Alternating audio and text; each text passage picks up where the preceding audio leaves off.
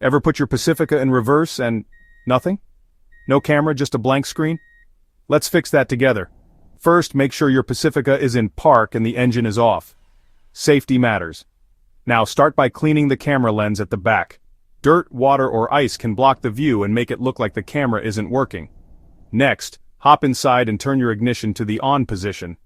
Shift into reverse and check the display screen. Still blank or blurry? Try restarting your vehicle. Sometimes the system just needs a quick reset. If the problem sticks around, check your car's settings menu. Go to Settings, then Safety and Driving Assistance, and make sure Rear View Camera is turned on. Still no luck? Try disconnecting and reconnecting your car's battery for a few minutes. This can reset the onboard electronics. But if that feels too technical, it's okay to skip this step. If your rear view camera still isn't working, it might be a wiring or hardware issue. At this point, it's best to visit your dealership or a trusted mechanic. And remember, your rear view camera is there for safety, so don't ignore the problem. Safe driving.